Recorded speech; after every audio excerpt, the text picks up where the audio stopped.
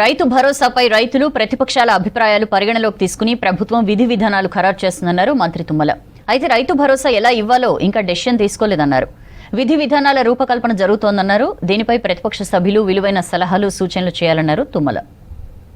ఈ రైతు బంధు పథకం గత ప్రభుత్వం ఈ పథకాన్ని ప్రారంభించింది.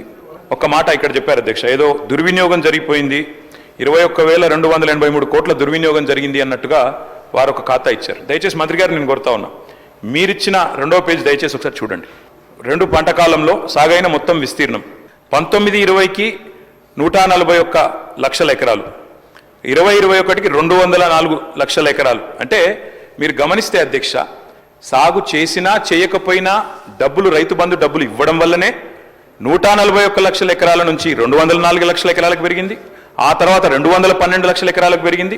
ఆ తర్వాత మళ్ళీ 206 అంటే 2,06,00,000 ఎకరాలకు పెరగడానికి కారణం గౌరవ మంత్రి గారు, మేము సాగు విస్తీర్ణం పెరగాలన్న ఉద్దేశంతో ఇచ్చినాం కాబట్టే విస్తీర్ణం పెరిగిందన్నమాట దయచేసి మీరిచ్చిన లెక్కల్లోనే ఉన్నది.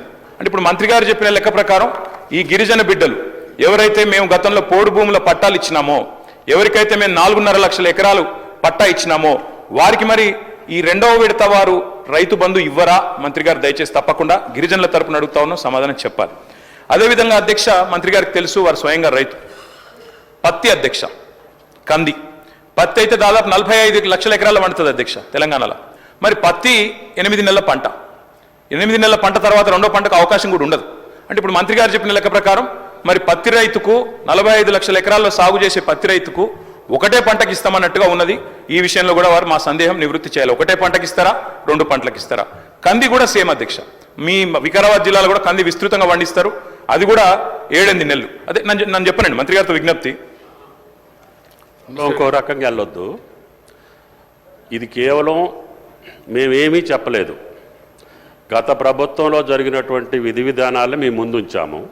మీరు ఏది చెబితే దాన్ని అమలు చేయాలనే ఆలోచన తప్పితే ఆ పంటకి ఎంత ఇస్తారా, దీనికి ఎంత ఇస్తారు అనేది మేము నిర్ణయమే చేయలేదు. మీ సూచనల తర్వాతనే నిర్ణయించబడుద్ది.